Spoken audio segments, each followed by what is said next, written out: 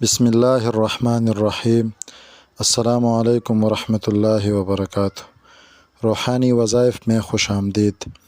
آج ہم تواضع کی فضیلت اور تواضع پر بات کریں گے، اور تواضع کے بارے میں نبی کریم صلی اللہ علیہ وسلم کی احادیث ذکر کریں گے۔ تواضع، عاجزی اور انکساری جو لوگ اپناتے ہیں، اللہ جل شانہ اس کو عزت دیتے ہیں۔ نبی کریم صلی اللہ علیہ وسلم کا حدیث مبارک ہے، من تواضع للہ رفعہ اللہ، یعنی جس نے اللہ جل شانہ کے لیے عاجزی کی، اللہ جل شانہ کے لیے تواضع کیا، اللہ جل شانہ اس کو بلندی عطا کرے گا۔ اللہ جل شانہ اس کو لوگوں کی نظروں میں عظیم بنائے گا اور لوگوں کی نظروں میں اس کو عزت دے گا۔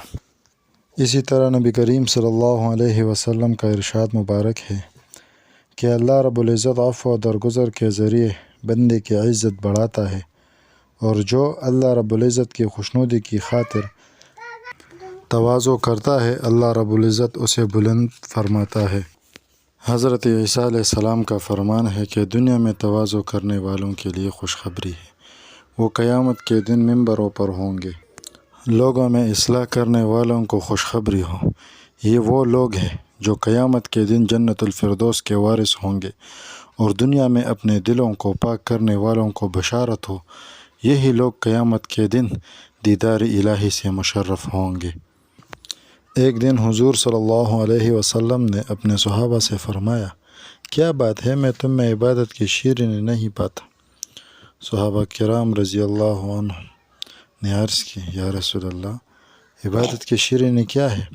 آپ صلی اللہ علیہ وسلم نے فرمایا، تواضع، عاجزی۔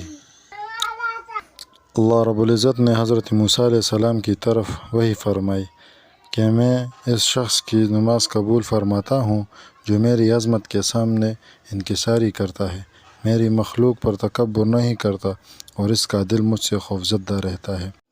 تو میرے بھائیوں، ہمیں چاہیے کہ ہم بھی عاجزی اختیار کریں۔ اللہ جل شانہ ہمیں عمل کی توفیق نصیب فرمائے۔